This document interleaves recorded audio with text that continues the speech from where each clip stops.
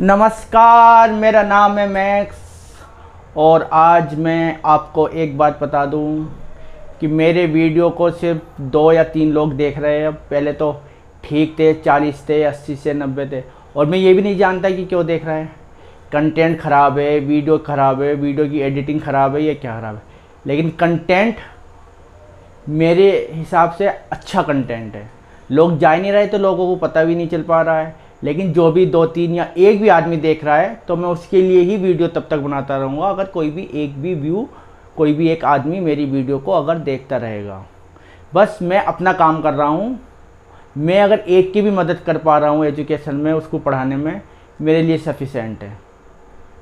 मेरा मकसद ही ये है कि अधिक से अधिक लोग इससे फ़ायदे हो मेरी वीडियो से।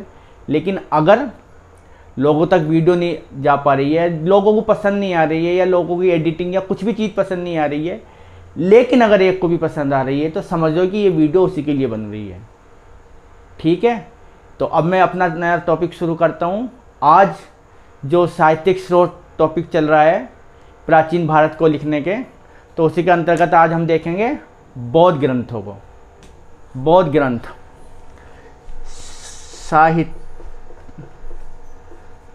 साहित्यिक स्रोत में हम देखेंगे क्या, बौद्ध ग्रंथों को।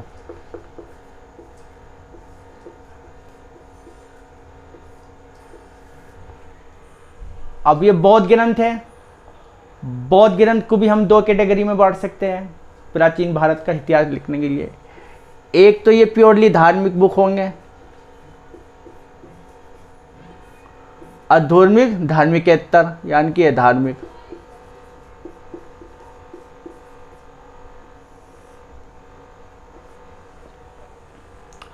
अब हम इन 2 कैटेगरी में रख के हम समझने की कोशिश करेंगे बौद्ध ग्रंथों को। बौद्ध ग्रंथ जिनको के मत में, जिनके टेक्स्ट बुकों में एक प्योरली रिलीजियस को लेते हुए चले, लेकिन उसमें भी हम हिस्टोरिकल कंटेक्स्ट, हिस्टोरिकल उस वक्त का सामाजिक, आर्थिक, धार्मिक और उस समय के आर्किटेक्चर या दूसरी चीज़ों के, उनके जीवन क्रियाकलापों के बारे में हमें उनसे ही पता चलता है। और एक दूसरी जो नॉन रिलीजियस बुक है, जो बौद्ध लोगों ने लिखी है, उससे संबंधित, वो वाला हम धार्मिक कैटेगरी में देखेंगे।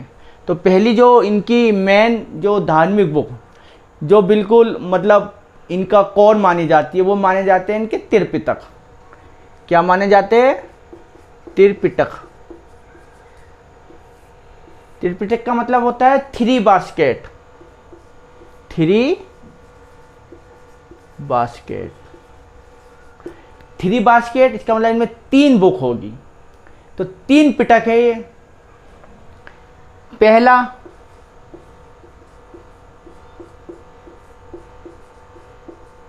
सुत्त पिटक, दूसरा विनय पिटक, तीसरा अभिधम पिटक,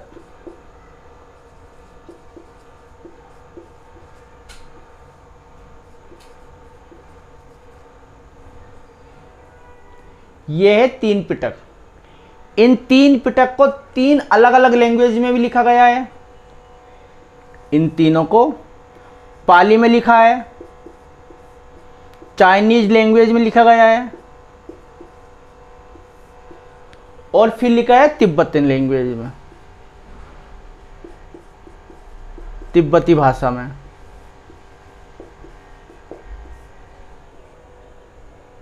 इसमें जो सबसे ओल्डेस्ट, सबसे पुरानी 3 बास्केट जो मानी जाती है, वो मानी जाती है पाली भाषा में।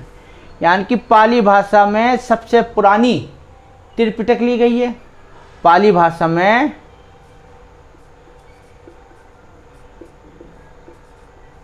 सबसे पुरानी त्रिपिटक है। और ये त्रिपिटक है जो वो है थेर मत के। आगे जाके जब बौद्ध पढ़ेंगे तो उनमें देखेंगे कि कितने डिवीजन इसके हो जाते हैं। थेर मत के मानने वालों के जो त्रिपिटक है वो सबसे पुराने माने जाते हैं। इन 3 पिटक में। अब देखते हैं कि इन तीनों पिटक में है क्या क्या।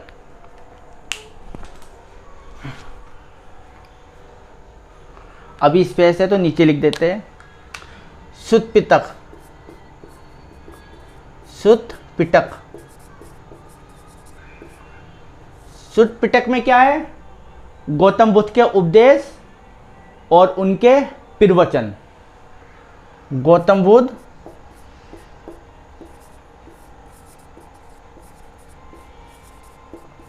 उपदेश है वे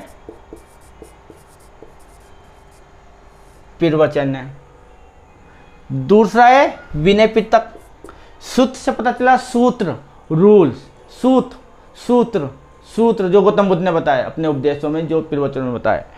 दूसरा विनय पिटक। विनय यानी कि विनय नियम, विनय नियम, विनय नियम, इस तरीके से याद कर सकते हैं। विनय यानी कि नियम होंगे इसमें। किसके लिए नियम है इनमें? बौद्ध भिक्षु और बौद्ध भिक्षुणी के लिए।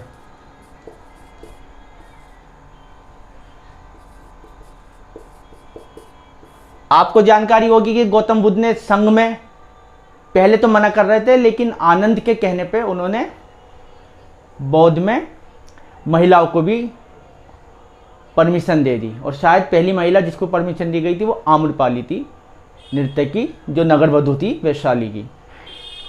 तो उनके नियम है इसमें। बौद्ध और बौद्ध भिक्षुओं के लिए नियम है।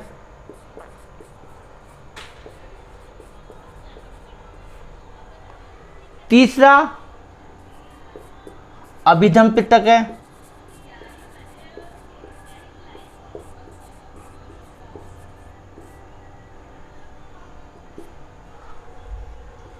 इसमें क्या है? पतिमोक्ष। पतिमोक्ष यानी कि जो भिक्षुणी संघ में गलती करेंगे,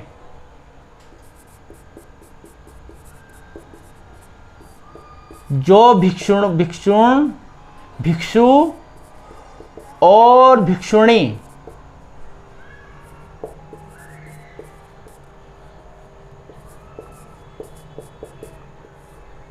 गलती करेंगे, उसके लिए पश्चाताप कैसे होगा, प्रायश्चित कैसे किया जाएगा, वो है अभिधम पिटक में। और दूसरा इसमें बौद्ध मत की व्याख्या भी है। बौद्ध मत की दार्शनिक व्याख्या।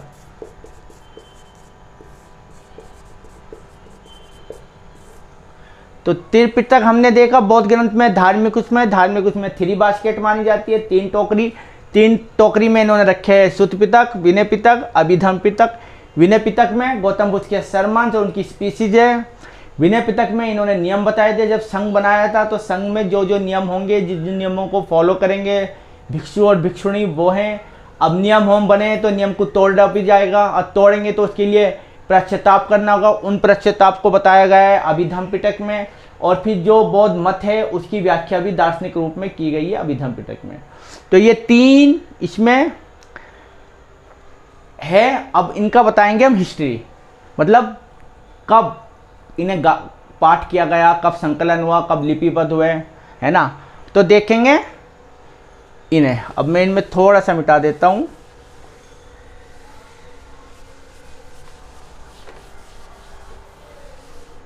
शुद्ध पिटक 3 बौद्ध संगति तक ये संकलन हो चुका था।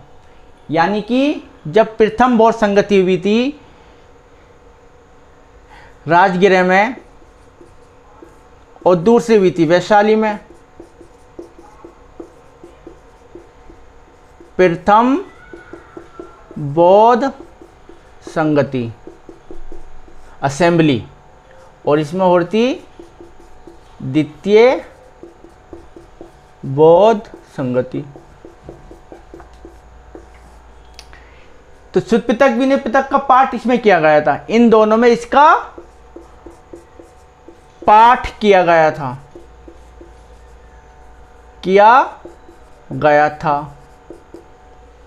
और इसको संकलन, इसको संकलन, कलेक्ट करने का काम हुआ इन तीनों को, त्रिपिटक को संकलन किया है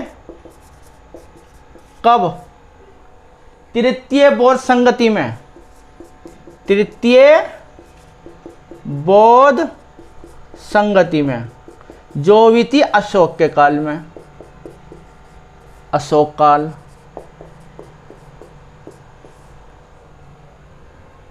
है ना। फिर इनको कोडिफाइड भी किया गया है। कोडिफाइड किया इनको, कोडिफाइड, कोडिफाइड मतलब लिपिबद्ध। लिपिबद्ध कब किया गया है इनको? इनको लिपिबद्ध किया गया है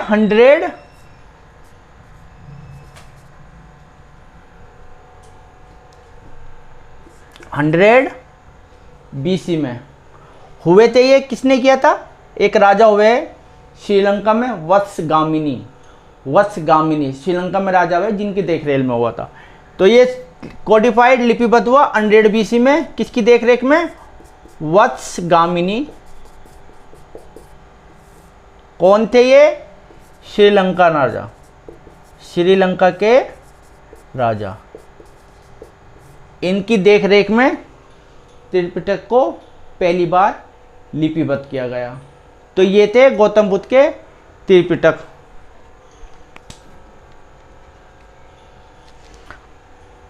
मेनली यही है। और इनकी रिलीजियस से संबंधित जो बुक है वो है, अब हम इनकी देखेंगे ए धार्मिक वाली बुक।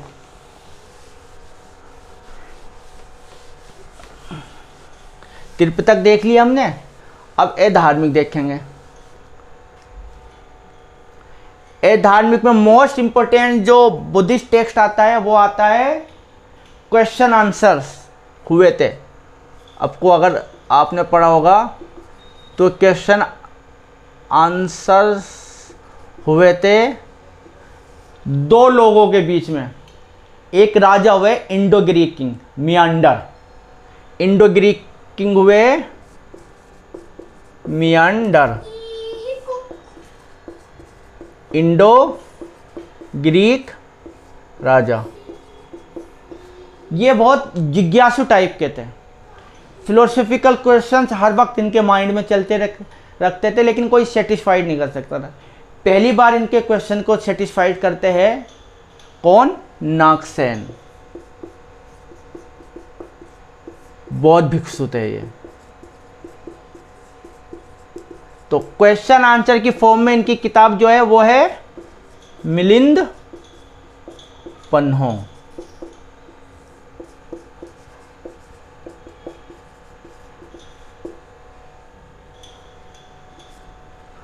BC 100 AD से का ये टाइम बुक मानी जाती है, मिलिंद पन्हो।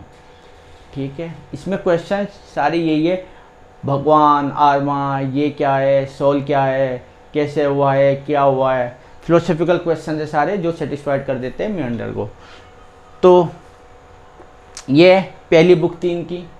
अब बुद्ध के जो विचार पे पहली किताब लिखी गई वो थी नेति गंध या नेति प्रकरण। ये पहली किताब है, याद कर लेना। बौद्ध विचार पर लिखी गई पहली बुक है नेति गंध या नेति प्रकरण। बौद्ध के जो विचार है उन पे पहली बुक है नेति गंध कहते हैं या इसे नेति प्रकरण कहते हैं। अगली बुक जो है इसका पीरियड भी वही है जो ये वाला पीरियड है मिलिंद पन्हो वाला। अब नेक्स्ट इसमें अब 500 AD में आके बुद्ध घोष, बाद में पढ़ेंगे इनकी कौन कौन सी किताबें। मेनली ये भी अब त्रिपिटक को पे व्याख्या कर देते हैं। त्रिपिटक पे क्या कर देते हैं ये? व्याख्या।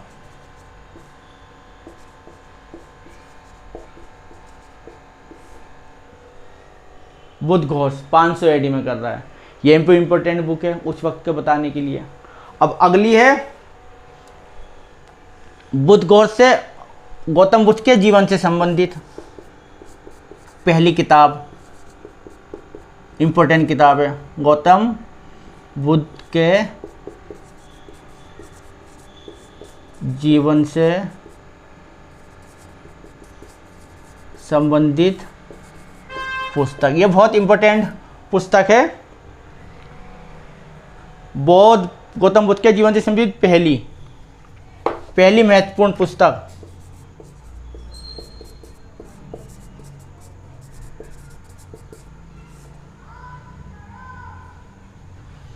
बुद्ध के जीवन से संबंधित, जीवन की कथा से संबंधित बुक है ये, महत्वपूर्ण बुक है ये। और इस बुक का नाम है निदान कथा।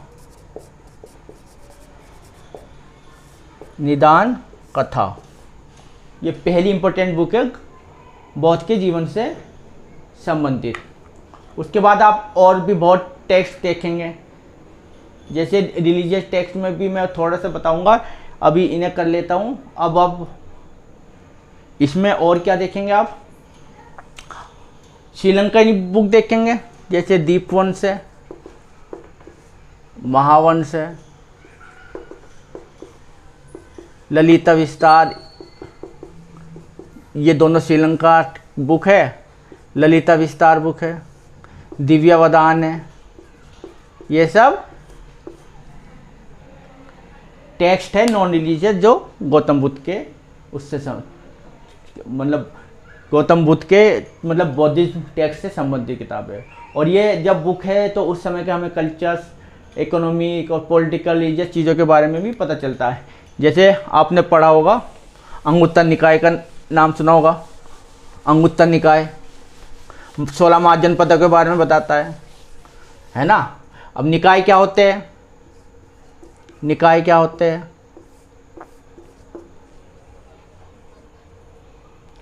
ये सुत्त पिटक के उपखंड है।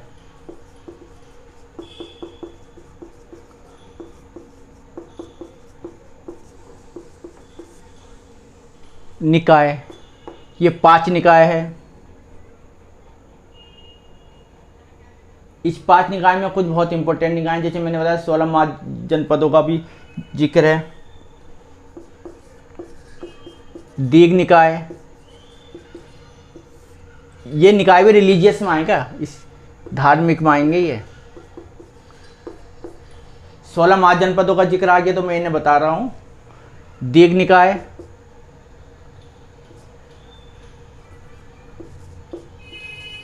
मध्यम निकाय, संयुक्त निकाय,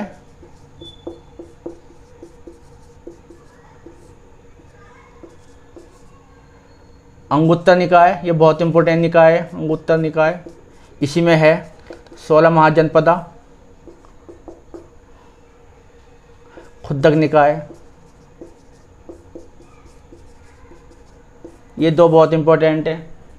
इस जो 16 महाजनपद हम पढ़ते हैं, महाजनपद, उनका जिक्र अंगुत्तर निकाय में आया है। और खुद्दक निकाय में आप देखते हैं जातक कथा है, जो गौतम बुद्ध से जीवन से संबंधित कथा है।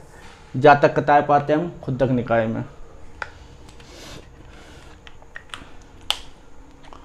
और खुद्दक निकाय में एक बहुत इंपॉर्टेंट चीज़ हम और पाते हैं, क्या पाते हैं, धम्मपद, यानी कि नियम होंगे। धम्म का मतलब बौद्ध नियम थे, धम्मपद। तो इसमें क्या है, ये खुद्दक निकाय का पार्ट है, ये भी खुद्दक निकाय का पार्ट है, धम्मपद। असल में खुद्दक निकाय में 15 बुक्स है। 15 बुक्स में जातक कथाएं भी एक उनमें से एक बुक है। धम्मपद है, उसमें नैतिक उपदेशों के बारे में, ये पद रूप में है। पद 2 होते हैं ना, एक गद्य एक पद, एक कविता और एक गद्य के रूप में। इसमें दूसरा इंपॉर्टेंट है थेर गाथा। इसमें गीत है, किसके, बौद्ध भिक्षु के, बौद्ध भिक्षुओं के गीत है। तीसरा है इसमें थेरी गाथा, इसमें भी गीत है, लेकिन ये इंपॉर्टेंट इसलिए हो जाती है क्योंकि इसमें गीत है भिक्षुणियों के, यानी कि महिलाओं द्वारा पहली बार गीत लिखे जा रहे हैं, उनका संकलन हो रहा है थेरी गाथा में। तो ये मैंने बता दिया सुदपितक के उपखंड, ये महाजनपद की वजह से इनको मैंने डिटेल में थोड़ा बता दिया। और ये बस मेनली ये सवाल आता है अंगुत्तर निकाय का और खुद्दक निकाय का। जातक कथाएं किस निकाय से संबंधित है? खुद्दक निकाय से। 16 महाजनपदों का जिक्र किसमें? अंगुत्तर। वैसे तो महाजनपदों का निकाय जैन टेक्स्ट में भी आता, लेकिन हम जो पढ़ते हैं वो जिनको माना जाता है कि हाँ सही है, कुछ हद तक ठीक है, वो अंगुत्तर निकाय के माने जाते हैं। तो ये हमने आज जो पढ़ा, ये बहुत ग्रंथों के बारे में पढ़ा है। और ये देखो, ये है, अब मैं मतलब आप जो लोग वीडियो देख रहे हैं, एक भी आदमी देख रहा है, मुझे कोई मतलब नहीं उससे, वो नहीं है कि कोई तो देख रहा है ना, मैं किसी को तो बेनिफिट दे रहा हूँ। मेरी गलती हो सकती है, कंटेंट अच्छा नहीं हो सकता है, वीडियो बनाने का तरीका अच्छा नहीं हो सकता, जो भी है, लेकिन डे बाय डे मैं इम्प्रूवमेंट करता जाऊँगा, ये मानते हुए कि मेरी गलतियाँ है, कुछ हो रहा है पढ़ाने के तरीके में, कंटेंट में कुछ ना कुछ चेंज करता रहूँगा। लेकिन एक आदमी भी देख रहा है तो समझो ये वीडियो उसी के लिए बन रही है। और ऐसी वीडियो बन रही है जो कंटेंट मोस्टली अवेलेबल नहीं होता है। इम्पोर्टेंट क्वेश्चंस होते हैं, लेकिन सारी बुकें कवर नहीं करती, यूट्यूबर भी नहीं कवर करते। तो आज मैंने आपको बौद्ध ग्रंथों के बारे में बताया है और उम्मीद करता हूँ कि आपको पसंद आई होगी। तो आज के लिए बस इतना ही, और जो भी देख रहा है, वो देखने वाले सबका धन्यवाद, और मिलते हैं फिर नेक्स्ट वीडियो पे। जब तक के लिए नमस्कार।